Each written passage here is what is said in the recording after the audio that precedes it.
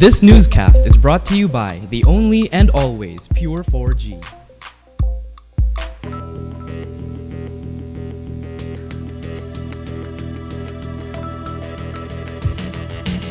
Today on Rappler, the cybercrime law takes effect Wednesday after the Supreme Court fails to issue a temporary restraining order.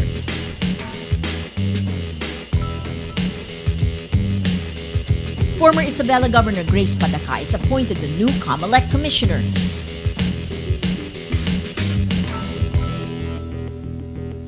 And Pacquiao runs for Vice Governor of Sarangani.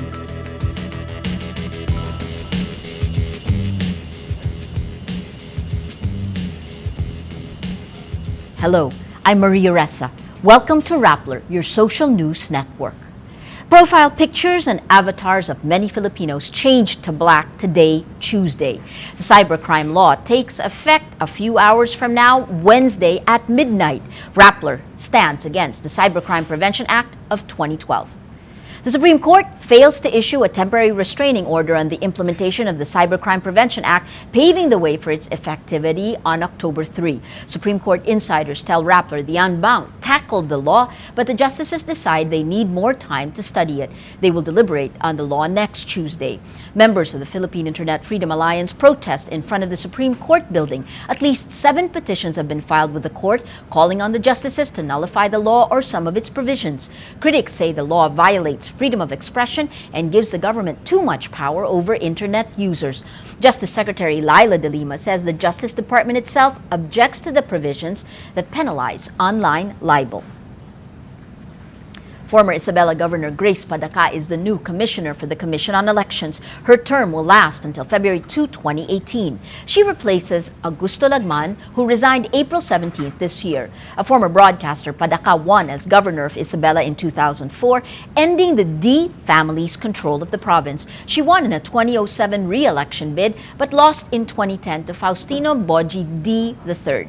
Comelec Chair Sixto Brillantes Jr. says Pacquiao could face legal issues in her appointment because she ran in the May 2010 polls.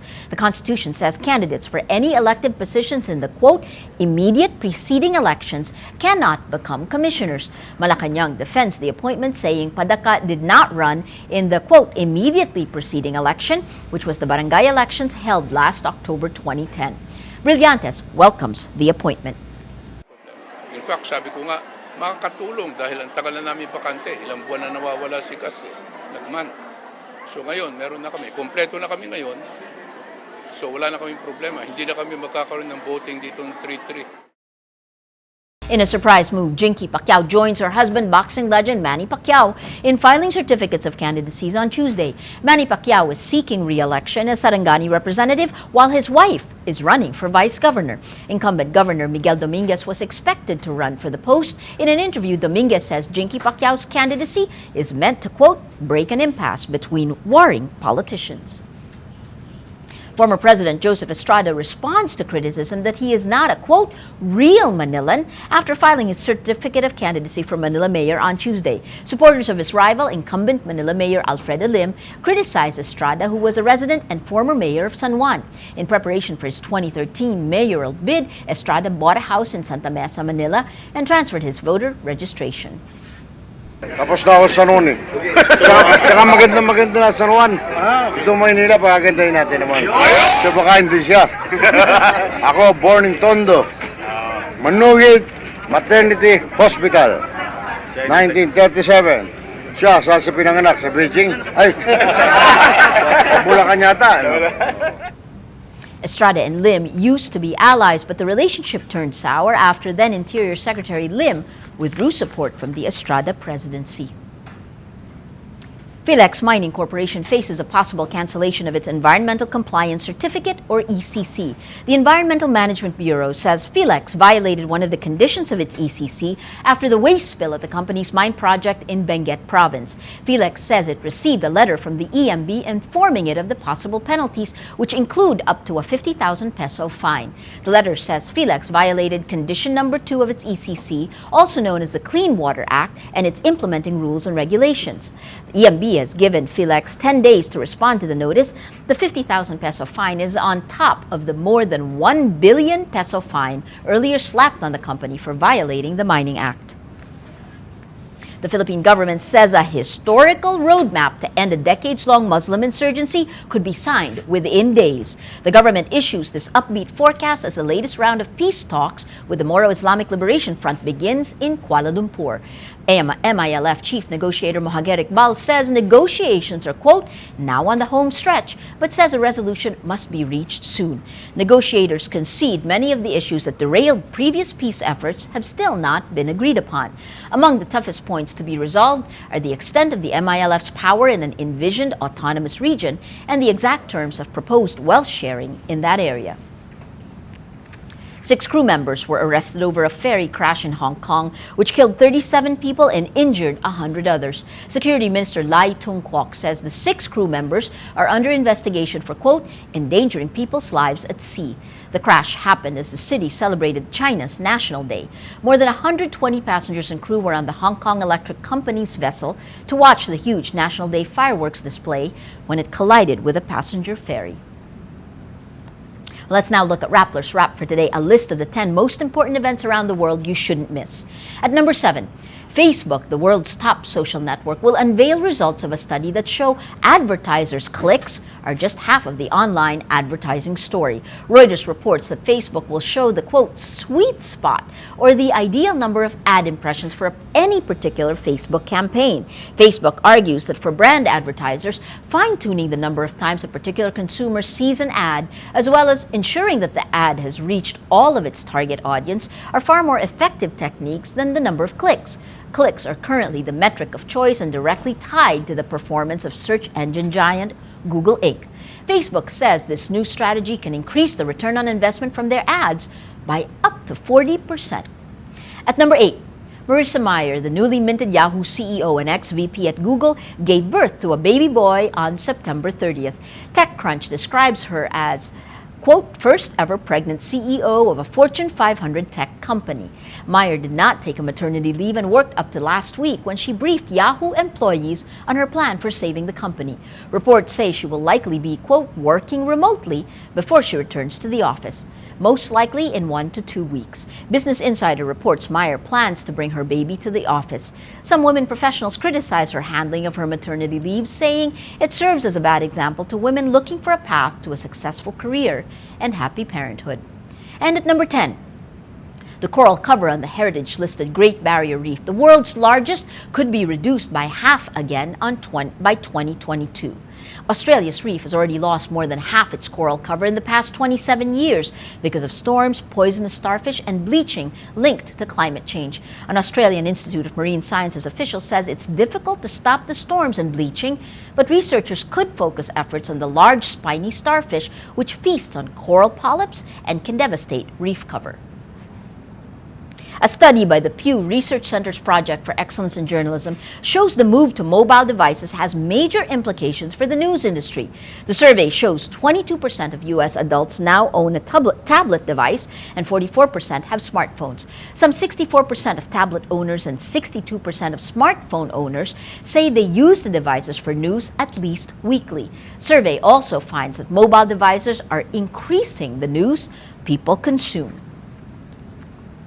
The Catholic Church in the Philippines is in the spotlight over the role of one of its priests in ivory smuggling. Carlos Santamaria reports. They say an ivory Santo Niño lasts forever, but if it's not an antique, it may be illegal.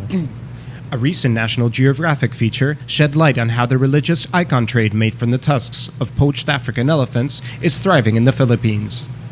The article accuses Catholic priest Monsignor Cristobal Garcia of giving tips on how to smuggle the objects out of the country.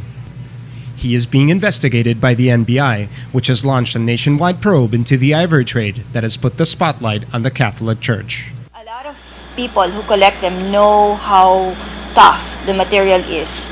That's why it becomes an heirloom. So it can last generations. But of course, the situation is different now. The elephants have been endangered because of the ivory trade. So we do discourage such materials for use for carving icons. And we're hoping that we will be able to get more cooperation and information from the people who were mentioned in the Nat Geo article. Under the Wildlife Resources and Protection Act, possession of ivory obtained before 1989 carries a maximum sentence of 4 years in jail. But that does not deter the smugglers who label the shipments as plastic or provide fake documents to get past customs. Ivory is a good business.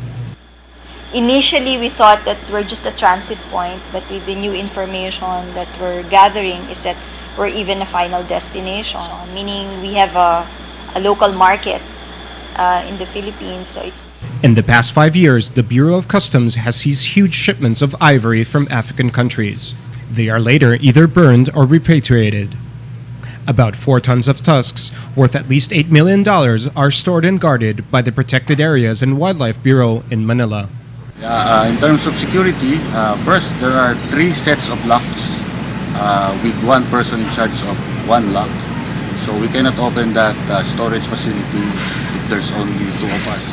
Also, we have the CCTV camera installed inside the storage room, and we have roving security guards 24 hours, 7 days a week. Authorities hope this time they will be able to crack down on the smugglers. we're able to find who are those really behind this, and we are able to prosecute it. Then, in a way, it's going to help. It's going to send a signal to all those who are doing these illegal activities that we are really serious about these things. The MBI vows priests will not be spared from the probe, while the church promises to cooperate and help fight what is now called the blood ivory trade. Carlos Santamaria, Rappler, Manila. In related news, Cebu Archbishop Emeritus Ricardo Cardinal Vidal wants American author Brian Christie banned from the Philippines after he accused a Cebu priest of being involved in the illegal ivory trade. In an ABS-CBN report, Vidal says, quote, Christie deceived the people whom he interviewed when he said he was trying to publish something about the devotion to the Santo Niño. Vidal claims that Garcia told him he gave no advice to Christie and the tips attributed to him in fact came from a woman. Christie immediately reacts to Vidal's statement and wrote on his website, quote, no word yet how Cardinal Vidal would treat Monsignor Cristobal Garcia, the alleged pedophile and ivory aficionado whom Vidal promoted to Monsignor and made a leader in an archdiocese of 4 million Catholics. Every article on Rappler has a mood meter which has 8 emotions for you to choose from. Click on how you feel and your vote will come to the middle of the front page of Rappler to the Mood Navigator, which crowdsources the mood of the day.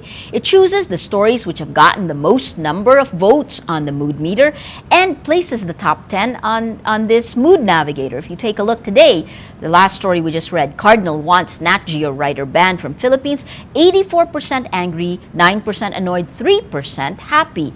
Supreme Court tackles cybercrime law but no TRO, 94% angry, 4% afraid, 1% happy, and cybercrime law a go, which will happen just a few hours when the clock strikes midnight on October 3, 96% angry, cybercrime law a go, 1% happy. That 1% contributes to the mood of the day, crowdsourced. Despite the angry circles you see, there are enough people to make happy the mood of the day. Well, that's Rappler's Newscast for today, Tuesday, October 2, 2012. Visit Rappler.com and watch our newscast Monday to Friday. Tell us how you feel on our mood meter and help us crowdsource the mood of the day. I'm Maria Ressa. As we say at Rappler, tomorrow begins today.